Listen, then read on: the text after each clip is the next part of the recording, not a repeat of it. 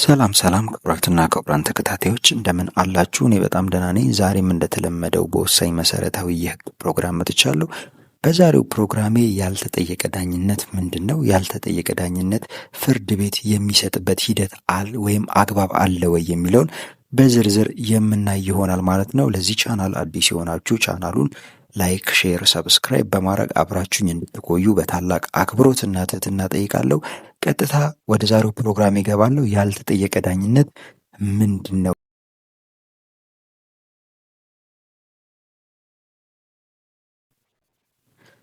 በፍትሐ ብሔር ክርክር ሂደት ዳኛው የዳኝነት ስራውን የሚሰራው ተከራካሪ ወገኖች ባቀረቡት አቤቱታ በሚጠይቁት የዳኝነት ጥያቄ ላይ ተመስርቶ ነው።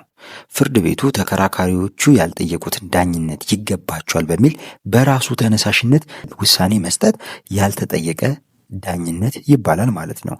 ተከራካሪ ወገኖቹ አልጠየቁም። ባልጠየቁት ነገር ላይ ውሳኔ መስጠት ተገቢነት አለ ወይ የሚለው የዛሬ ነገረ ጉዳያችን ነው። እንግዲህ በመሰረታዊው ሕግ መሰረት በአንድ በፍትሐ ብሔር ስነ ስርዓት ሕግ መሰረት ፍርድ ቤት የሚሰጠው ዳኝነት በክሱ ማመልከቻ ላይ በተጠቀሱት የዳኝነት ጥያቄዎች ላይ ብቻ ነው ማለት ነው። አንደኛ፣ በክሱ ማመልከቻ ላይ በተጠቀሱት ጭብጦች ላይ ብቻ ዳኝነቱ ያተኩራል። በተከሳሽ እና በከሳሽ መካከል ክርክር በተነሳባቸው ጥያቄዎች ላይ ብቻ ዳኝነት ይሰጣል። ምክንያቱም ደግሞ ፍርድ ቤቱ ካልተጠየቀው ዳኝነት ውጪ ውሳኔ ቢሰጥ ሌላኛው ወገን አስቀድሞ ስላልተዘጋጀበትና ስላልተከራከረበት የመሰማት መብቱን ይጥሳል ማለት ነው። እንዲሁም ደግሞ አንድ ሰው ዳኝነት ባልጠየቀበት ጉዳይ ይገባሃል ብሎ መወሰን ከርትዕና ከፍትህም አንጻር ተገቢ አይደለም ማለት ነው። ለመሆኑ ዳኝነት ሳይጠየቅ የሚወሰንባቸው ሂደቶች አሉ ወይም ያልተጠየቀ ዳኝነት የሚፈቀድባቸው ልዩ ሁኔታዎች አሉ ወይ የሚለው ለማየት እንሞክር። ምንም እንኳን አጠቃላይ መርሁ ውሳኔ የሚሰጠው በተጠየቀው ዳኝነት ልክ ነው ወይም ከሳሽ ባቀረበው አቤቱታ ልክ ወይም ደግሞ ለክሱ ጭብጥ በሆነው እና ባልተግባቡበት ጭብጥ መሰረት ውሳኔ እንዲሰጥ ሕጉ ቢያስቀምጥም ፍርድ ቤቶች ለፍትህ ሲሉ ያልተጠየቀ ዳኝነት የሚሰጡባቸው አንዳንድና ልዩ አጋጣሚዎች አሉ። የሕግ ግዴታ ነው አንደኛው። ሕጉ በራሱ ለዳኛው ግዴታ ወይም ስልጣን ሲሰጠው ያልተጠየቀ ዳኝነት ሊሰጥ ይቻላል። ለምሳሌ ስለ ወለድ ወይም ስለ ፍርድ ቤት ወጪ ኮስትስ በሚነሳበት ጊዜ ከሳሽ ባይጠይቅም ዳኛው በራሱ ሊወስን የሚችልባቸው አግባቦች አሉ። ሌላኛው አንድ ዳኝነት ሲሰጥ በሕግ አግባብ አብሮ መታየት ያለበት ጉዳይ አለ። ለምሳሌ የንብረት ባለቤትነት ሲወሰን ንብረቱን እንዲረከብ ዴሊቨሪ ኦፍ ፖሴሽን ዳኝነት ባይጠይቅም ፍርድ ቤቱ ለውሳኔው ውጤታማነት ወይም ለውሳኔው አፈጻጸም ሲባል ሊያዝበት ይችላል ማለት ነው። ሌላኛው ሕዝባዊ ጥቅምን የሚነኩ ጉዳዮች በሚኖሩበት ጊዜ ነው። በተለይ በቤተሰብ ሕግ ስር የሕፃናት መብትና ጥቅም በሚመለከት ወላጆች ባይጠይቁትም ፍርድ ቤቱ ለሕፃኑ ደህንነት ሲል የሚበጀው ትዕዛዝ ዳኝነት ባይጠየቅበትም እንኳን ሊሰጥ ይችላል ማለት ነው። ለመሆኑ ይህ ዳኝነት ሳይጠየቅበት የሚሰጥ ፍርድ ወይም የሚሰጥ ዳኝነት ምን ውጤት ሊያስከትል ይችላል የሚለው መታየት አለበት። አንድ ፍርድ ቤት ያለምንም ሕጋዊ ምክንያት ያልተጠየቀ ዳኝነት ላይ ውሳኔ ከሰጠ የይግባኝ ምክንያት ሊሆን ይችላል እና ተከራካሪዎችን ያለ አግባብ ወጪ ሊያስወጣ፣ ላልተፈለገ ደረጃ ሊያደርስ እንዲሁም ደግሞ የፍትህ ስርዓቱንም ሊያዘገይ ይችላል ማለት ነው።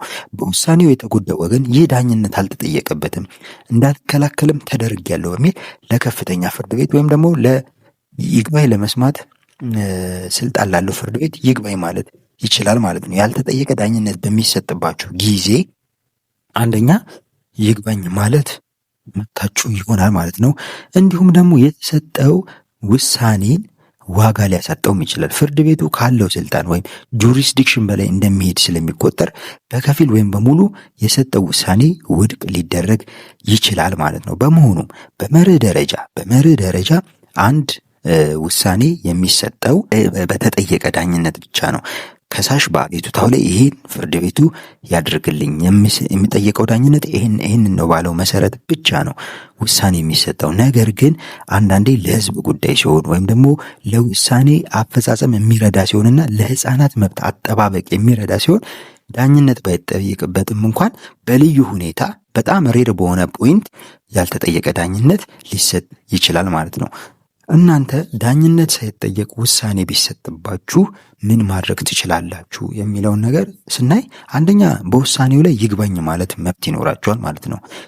ከሳሽ የጠየቀው ይሄኛውን ነገር አስተላልፍልኝ ብሎ ሳለ ፍርድ ቤቱ ግን በራሱ ያልተጠየቀ ዳኝነት ስለሰጠ ለይግባኝ ምክንያት ይሆናል ማለት ነው። እንዲሁም ደግሞ ፍርድ ቤቱ የሰጠውን ውሳኔ በከፊል ወይም በሙሉ ሊያሽረው ይችላል ማለት ነው። በመሆኑም አንድ ከሳሽ ክሱን ሲያቀርብ የሚጠይቀውን ዳኝነት በዝርዝር ማቅረብ መቻል ይኖርበታል ማለት ነው።